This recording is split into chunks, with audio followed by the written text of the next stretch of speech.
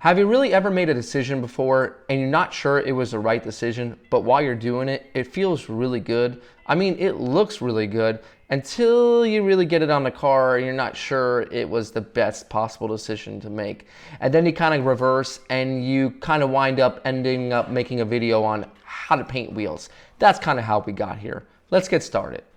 Now, if you're wondering how to paint your wheels, this is more of a professional style video because you remove the tire. Now, the first thing we're going to want to start off is using a 320 grit.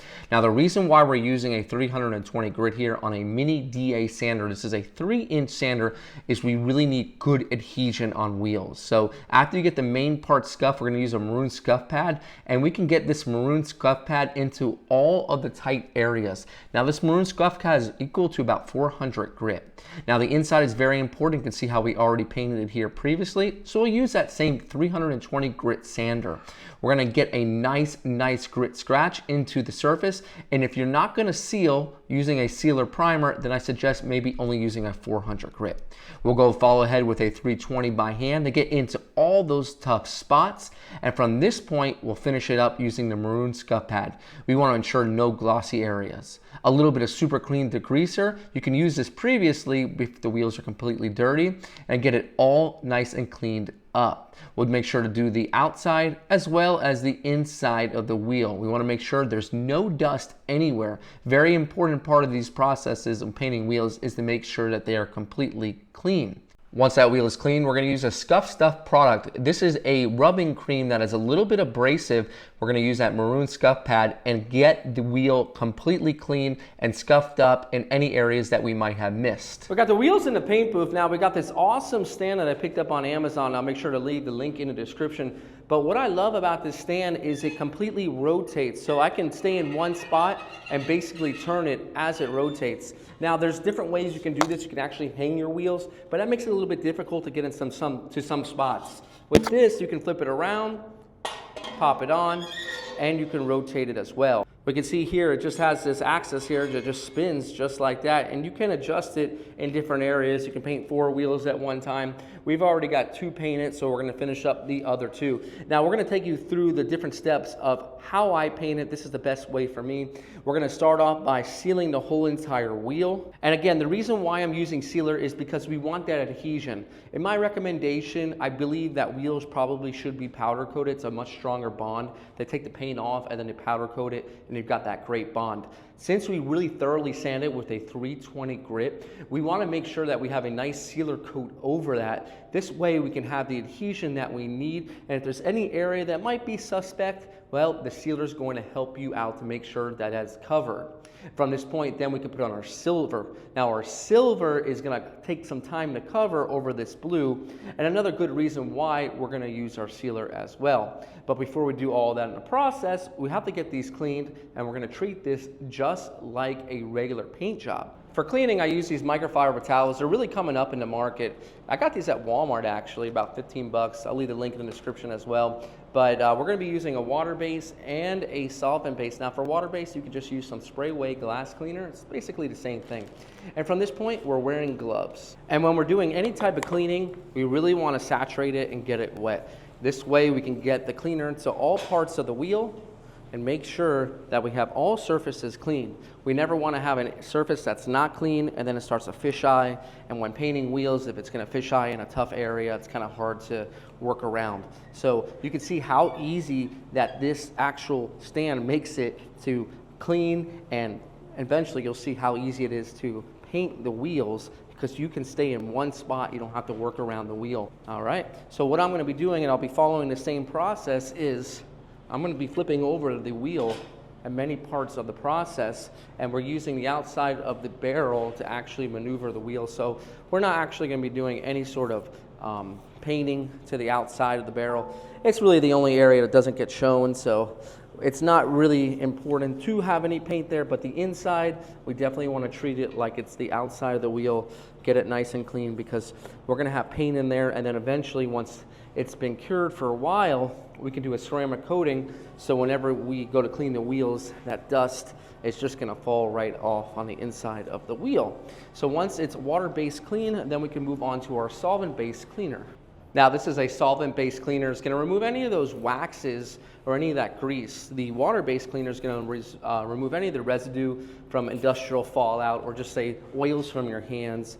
They do two different things. And you can wait about just a couple minutes in between doing these two processes, but make sure they're completely dry in between. You can see the rotation actually of the wheel is just amazing. The way we're able to rotate it and tilt it in such a way that we can get really all the areas of the actual wheel itself is really, really awesome. But again, we're gonna be soaking it up. It's gonna get nice and glossy and shiny. And this will be the last that we see of this wheel in its blue coat. We're gonna mix up some sealer. So we'll get this all cleaned up and all dry. You don't wanna let this stuff evaporate if you can help it, because that can cause contamination as well, adhesion issues if there's a film left on the surface. You wanna make sure that we're getting it all completely wiped off the surface, and then if it's just a little bit left, then you can go in there and dry it up. All right, well, we've got our sealer all mixed up. Now, there's a reason why I labeled this video more professional and not do-it-yourselfer. I wasn't after those clicks. I wasn't after those views because, guys, this is more of a professional refinish for a wheel. Most guys at home are not going to remove the tire. We did, and most guys at home are not going to paint the inside. We are. This is a professional refinish, and for that, we're actually using our sealer, which a lot of guys at home, I probably wouldn't recommend. So we have our sealer mixed up, and we mixed up a light gray, very, very light gray, almost white. We're going to apply one coat of sealer. So the first thing we'll do is we'll flip over the wheel, we'll do the inside, and then we'll do the outside.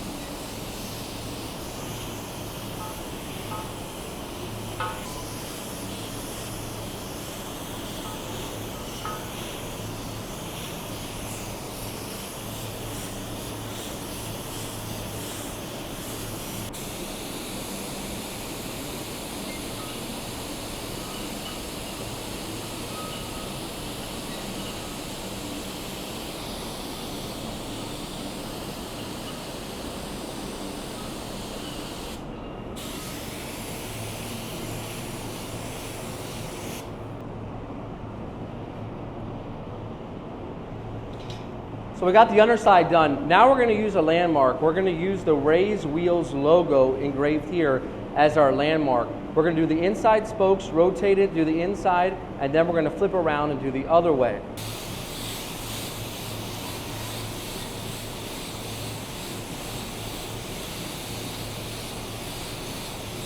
Now we're going to flip it around.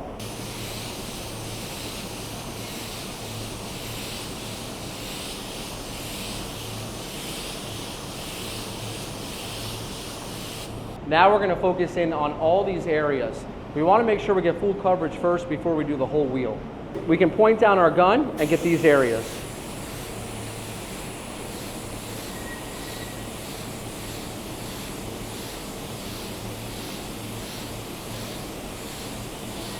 Now we're going to focus on the inside lip.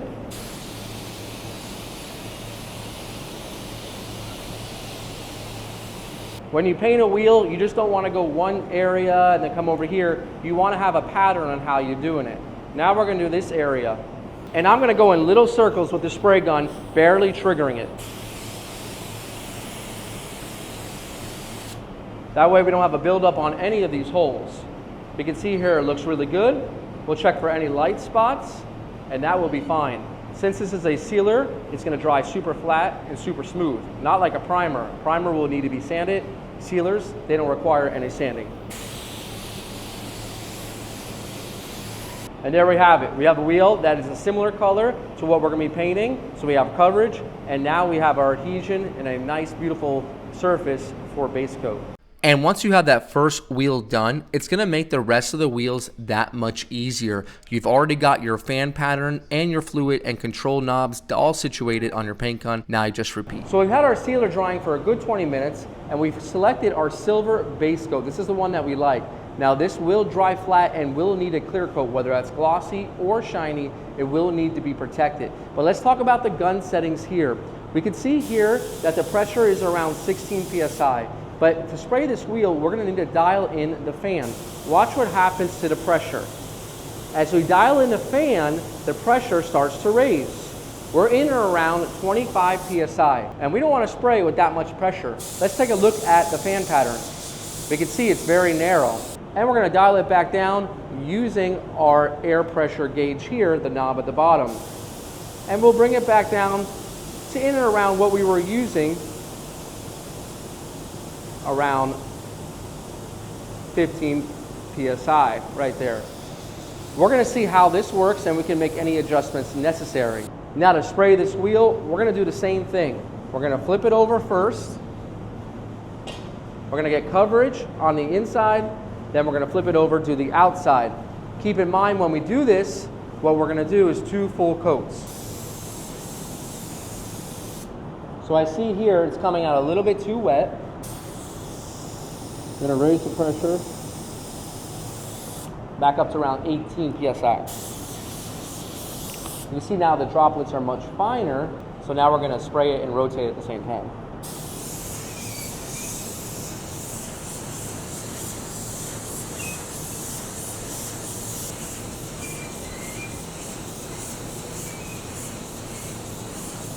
We're gonna open up our fan a little bit,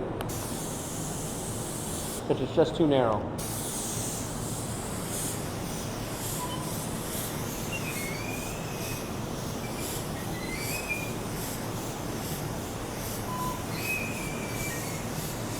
Get the inside, and then the outside. And just like that, we'll let it dry. You're gonna have to really play around with those fan settings and the pressure to get the right balance. Let's do the outside. Again, we're gonna use a landmark. We're gonna do the inside just the way we sprayed the sealer. It's the same way we're gonna spray the base and the clear.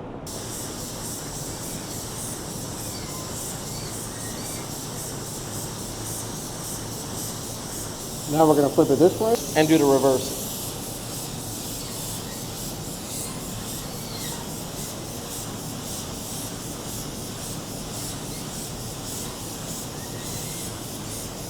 Now we'll do the inside of the lip.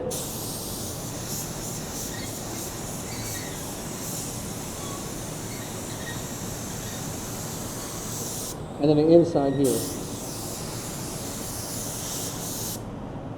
Do the outside lip. And this one here is covered. We'll let it dry and then we'll do our second coat. Now, just a quick pro tip, if you are doing a metallics finish like we are, make sure to spray it wet, because if not, it can look really crusty and dry in certain areas. We got our first coat laid down. We got our full coverage because our sealer and our base coat, we got all the covered areas. Now we're gonna lay it down a little bit more traditionally. We're gonna put it down and follow the same pattern. Rotate the wheel still, but at this point we wanna make sure that it's not patchy or anything like that. That's why we're gonna open up the gun and get it sprayed real nice and even. We'll put a coat on the inside, we'll put a coat on the outside. It's gonna be ready for clear coat at that point. So we're gonna flip this, and you can see why we are not painting the outside. Because you can hang these, but you can get better coverage doing it like this. And again, if the wheel is the same color, you don't have to necessarily paint the inside. This is gonna be completely loaded with dust only after 100 miles. So let's paint the inside on both sides, and then we'll flip them, do the outsides, and we're ready for clear.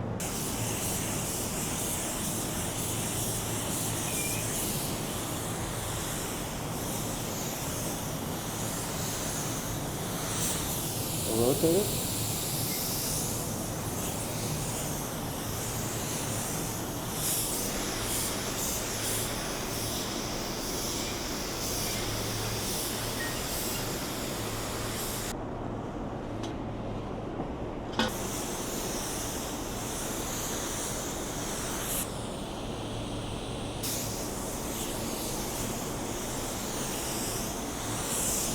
That's good. We'll leave it like that. Now let me talk to you guys about matte clear coat. That's what we're going to be putting on here. Let's go in there and chat about it. And for our clear coat, you can see I have a few different sheens we can use. They go all the way up from M1 to M5. Now we're going to choose the M4, which is kind of like a little bit of a factory look. The M5 is full satin. You can see how dull the M2 is. So basically it depends on how much you pour into each one of them. And these are the clear coats. You have the semi-gloss and then the low gloss. And of course the hardeners and the reducers. So we chose M4, so let's go ahead and mix that up now, and then we'll apply it and you'll see it flash completely. So this is basically 20% low gloss, 80% semi-gloss. That's the ratio here. So we'll go ahead and get this mixed up according to that using the scale. The scale will tell me exactly when to stop. You're gonna wanna try to be as accurate as possible when doing something like this, just so you have the same consistency, because it will dry exactly the way you mix it. If you add a little bit more satin or low gloss, it will dry accordingly. So pretty good mix right there. And as you can see, it's requiring a lot more of that semi-gloss, and it's a little bit of a different color. Make sure this is all mixed up thoroughly too. Sometimes we don't use these clear coats as often, so they can kind of junk up at the bottom, and you want to make sure they're evenly mixed before you start to use them. And I know you're going to ask me where to get this. This isn't obviously available online. You're going to have to find someone that sells Sikkens paint, a jobber. You're going to have to look that up in your area, and then they can always order it in. But this is the hardener that we'll put in there. Obviously, this won't harden unless we put this in. This is a two-pack, two-part material. All right. And we're going to go with the slow reducer. I like to use slow because it helps dry more evenly, spread out, flow out a little bit more evenly. This is going to have a better end result. And we're ready to go. All right. And the way that we're going to treat this is I'm going to do the top side using the landmark. Same thing. Going to get the whole thing coated. Then on the second coat, we're going to flip it over, do one coat on the inside. That's all we really need for the inside.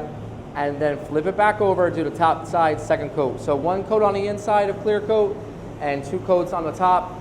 And that's how we're going to do it.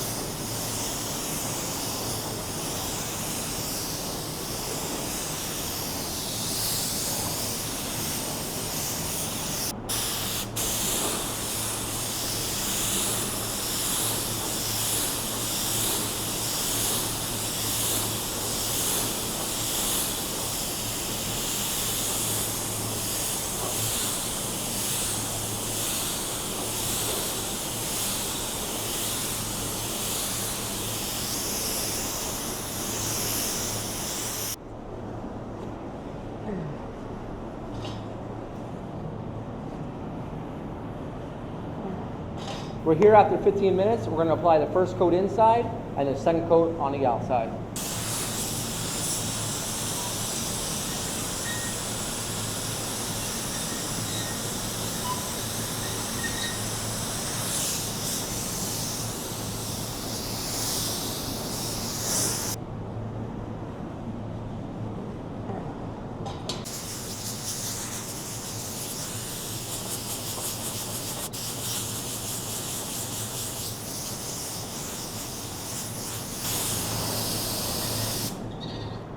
Finishing up on a second wheel, you only need that one coat inside the wheel. The second coat is where the protection is really needed.